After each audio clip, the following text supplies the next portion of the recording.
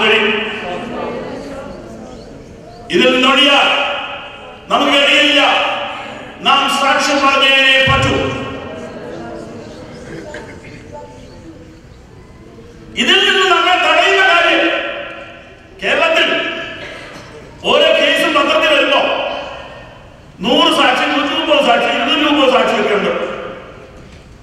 അതെല്ലാം കഴിഞ്ഞ് 4 കൊല്ലം 3 കൊല്ലം 5 കൊല്ലം കഴിഞ്ഞ് വിധി വരുമ്പം ഈ സാക്ഷികളൊന്നും കാണാനില്ല. എന്താ സാക്ഷിക്ക് പറ്റുന്നത്? സാക്ഷിക്ക് പറ്റുന്നത് രണ്ടാ. ഒന്ന് കാശ് കൊടുത്ത് മറിക്കുക, 2 പേടിപ്പിക്കും.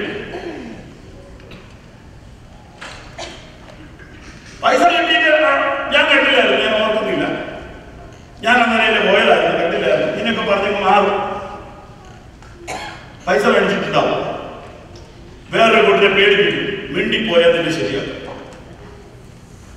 ഇങ്ങനെ സാക്ഷികളെ ഇല്ലാതെ പോവുകയും പല കേസുകൾക്കും തെളിവില്ലാതെ പോവുകയും ചെയ്യും. ലോകം മുഴുവൻ സുവിശേഷീകരിക്കാനുള്ള ഒരു വലിയ സമൂഹം ദൈവം എഴുന്നേൽപ്പിച്ചിട്ടുണ്ട്. അവരെ ചിലരെ പിശാച് കാശ് കൊടുത്ത് നയിക്കുക, വേറെ ചിലരെ പേടിപ്പിച്ചിട്ടുണ്ട്. ഞാൻ ഈ കഴിഞ്ഞ വർഷം ബീഹാറിൽ കുറച്ച് ദിവസങ്ങളിൽ പോയി. അവിടെ കണ്ട കാര്യം കേരളത്തിൽ പല സ്ഥലത്തും പറഞ്ഞു.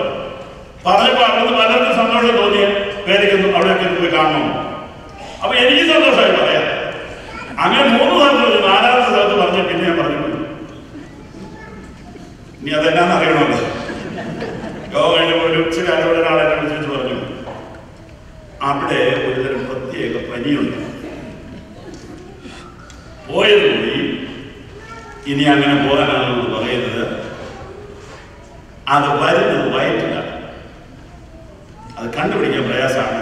ഈ മാസത്തിൽ തന്നെ 2 പേര് മരിച്ചു, സ്ഥലവും പറഞ്ഞു മരിച്ചു. എനിക്കാണെങ്കിൽ വയറ്റിൽ വിഷമം തുടങ്ങിയിട്ട് 1 മാസം ആകുകയും ചെയ്തു. ഏതാ പോയി വന്നിട്ട് 1 മാസമായിട്ട് വയറ്റിൽ വിഷമം. അപ്പൊ അതിനോട് മനുഷ്യൻ പറഞ്ഞു, അവിടെ പോയാൽ വയറ്റിലൊരു പ്രത്യേക വ്യാധി പിടിക്കും. ഇപ്പൊ 2 എണ്ണം പോയി കഴിഞ്ഞു, 2 പേരും ഇതിന്റെ ഭാഗങ്ങളിൽ നിന്നാണ് എന്ന് അവിടെ പേടിപ്പിക്കുന്നുണ്ട്. ഒന്നേ കാശ് കൊടുത്ത് മറിക്കും, നല്ല പേടിപ്പിക്കും. അങ്ങനെ സാക്ഷികളെ നിർജീവരാക്കും. സ്തോത്രം. അപ്പൊ ഞാൻ പ്രാർത്ഥിക്കുന്നവരോട് വിളിച്ചു പറഞ്ഞു, വയറ്റിലെ വിഷമം മാറാൻ പ്രാർത്ഥിക്കണം. ദൈവത്തിന്റെ മഹാകൃപയ അസുഖമൊക്കെ മാറി കർത്താവ് സൗഖ്യം തന്നു. മനുഷ്യനല്ലേ? അതെ. നിങ്ങളെ ഭയപ്പെടുത്തുന്ന ശക്തികളുണ്ടെങ്കിൽ പ്രാർത്ഥിക്കാം, മാറും. കാശ് കൊടുത്ത് മാറിച്ചെങ്കിൽ പ്രാർത്ഥിക്കാൻ മാറിയ കാശ് കൊടുത്ത് മറിച്ചവരെ പ്രാർത്ഥിച്ചൊന്നും മാറ്റാനൊന്നും പറ്റില്ല. അതിന് ദൈവത്തിന് വഴി ഉണ്ടാക്കട്ടെ, വേറെ വഴി. സാക്ഷികളെ മറിക്കുന്നത് 2 വിധത്തിലാണ്. ഒന്ന്, ഒരു സുഖകേന്ദ്രം, കംഫർട്ട് സോൺ ഉണ്ടാക്കി കൊടുക്കും. അവിടെ സുഖിച്ചോളാം. ഞാൻ ഒരു വാക്യമായി യോഹന്നാൻ എഴുതിയ സുവിശേഷം 19-ാം അധ്യായം 19 വാക്യം. ആഴ്ചവട്ടത്തിന്റെ 1-ാം നാളായ ആ ദിവസം നേരെ വൈകിയപ്പോൾ ശിഷ്യന്മാരിക്കുന്ന സ്ഥലത്ത് യഹൂദന്മാരെ പേടിച്ച വാതിൽ അടച്ചിരിക്കുക. യേശു വന്ന നടുവിൽ നിന്നുകൊണ്ട് നിങ്ങൾക്ക് സമാധാനം എന്നവരോട് പറഞ്ഞു. ഇത് പറഞ്ഞപ്പോൾ കൈ വിലാപൂർവ്വമൊക്കെ കാണിച്ചു. കർത്താവിനെ കണ്ടിട്ട് ശിഷ്യന്മാർ സന്തോഷിച്ചു. യേശു പിന്നെയും അവരോട് നിങ്ങൾക്ക് സമാധാനം, പിതാവിനെ അയച്ചപ്പോൾ ഞാൻ ഇതിലായിരുന്നു എന്ന് ഇങ്ങനെ പറഞ്ഞ ശേഷം അവൻ അവരുടെ മേൽ ഊതിയവരോട് പരിശുദ്ധാത്മാവിനെ കൈക്കൊള്ളുകയും ആരുടെ പാപങ്ങൾ നിങ്ങൾ മോചിക്കുന്നുവോ അവർക്ക് മോചിക്കപ്പെട്ടിരിക്കുന്നു, ആരുടെ പാപം നിർത്തുന്നുവോ അവർക്ക് നിർത്തിയിരിക്കുന്നു എന്ന് സാക്ഷിയാകുന്നതിന് കർത്താവിന്റെ ദാസൻ ഓർപ്പിച്ച കാര്യങ്ങൾ വളരെ മനോഹരമായി നാം കേട്ടുകഴിഞ്ഞു. അതെ, ഒന്നാമത്തേത് അനുഭവമാണ്.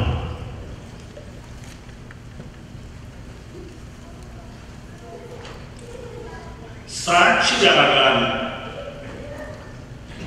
വിദ്യാഭ്യാസമാണോ അനുഭവമാണോ ഒന്നാമത്? എന്നൊക്കെ പറയാമോ? കരങ്ങളുയർത്തി ദൈവത്തെ സ്തുതിച്ചാണ്. വേദശാസ്ത്രപരമായ വിദ്യാഭ്യാസം നമുക്ക് ഇന്ന് ലഭ്യമാണ്. വിശേഷിച്ച് നമ്മുടെ ആദിമ പിതാക്കന്മാർ, നമ്മുടെ സഭകളുടെയൊക്കെ തുടക്കക്കാർ സ്വപ്നം കാണാൻ പറ്റാത്ത വിദ്യാഭ്യാസം നമുക്ക് കിട്ടി. അത് കിട്ടിയപ്പോൾ സുശേഷീകരണത്തിന്റെ സ്പീഡ് കൂടിയോ കുറഞ്ഞോ? അയ്യോ അങ്ങനെയാണ് എന്ത് കുഴപ്പമുള്ളൂ? ഇതെല്ലാം നാം ആഴത്തിൽ ചിന്തിക്കേണ്ടതല്ലേ? സുശേഷീകരണത്തിന്, സാക്ഷീകരണത്തിന് ആവശ്യം അനുഭവമാണ്, അറിവല്ല. എന്നോർത്ത് അറിവുകേട് കാണിക്കണമെന്നല്ല. അറിവ് എപ്പോഴും നല്ലതല്ലേ? എന്തുമാത്രം അറിവുണ്ടെങ്കിലും നല്ലതാണ്.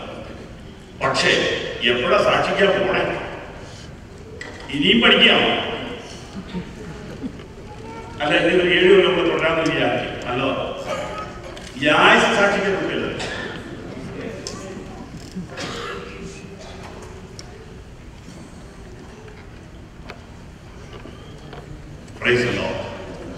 അനുഭവമില്ലെങ്കിൽ നിങ്ങൾക്ക് സാക്ഷിയാകാൻ കഴിയില്ല.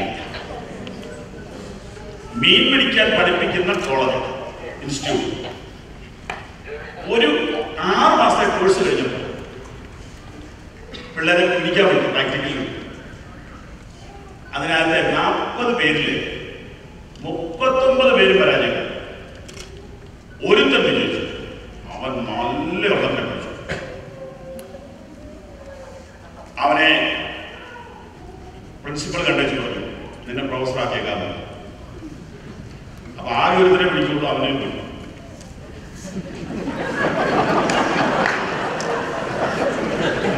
ആകെ ഒരുത്തനെ മീൻ പിടിക്കുന്നുള്ളൂ, അവനെ പ്രൊഫസർ. ഈ ഗതിയല്ലേ ഇന്ന് നമുക്ക് വന്നിരിക്കുന്നത്. എന്നോട് പിണങ്ങരുത്. ഞാൻ വിദ്യാഭ്യാസത്തിനെതിരാന്നല്ല ഞാൻ അങ്ങനെ തെറ്റിദ്ധരിക്കരുത് പ്ലീസ്.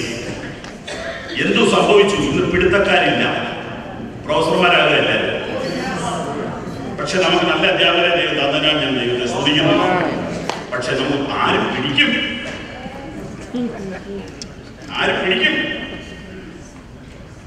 ആരെങ്കിലും 10 പേര് ബൈബിൾ സ്കൂളിൽ പോകാൻ തീരുമാനിച്ചെങ്കിൽ അവരുടെ മനസ്സിലെ സ്വപ്നം എനിക്ക് ഒരു പ്രൊഫസറാണ്. പിടിക്കാൻ ആളില്ലല്ലോ, ആരുമില്ലല്ലോ സാക്ഷിയാകാൻ, ആരുമില്ലല്ലോ വയലിലേക്ക് പോകാൻ, ആരുമില്ലല്ലോ കൊതുകടി കൊള്ളുവാൻ, ആരുമില്ലല്ലോ കാലാവസ്ഥയുടെ പ്രതികൂലമുള്ള സ്ഥലത്ത് പോവുക, ആരുമില്ലല്ലോ നിന്നയും അപമാനവുമുള്ള സ്ഥലത്തേക്ക് പോവുക, ആരുമില്ലല്ലോ കംഫർട്ട് സോൺ വിട്ട് പുറത്തിറങ്ങുവാൻ. Praise the lord. Praise the Lord.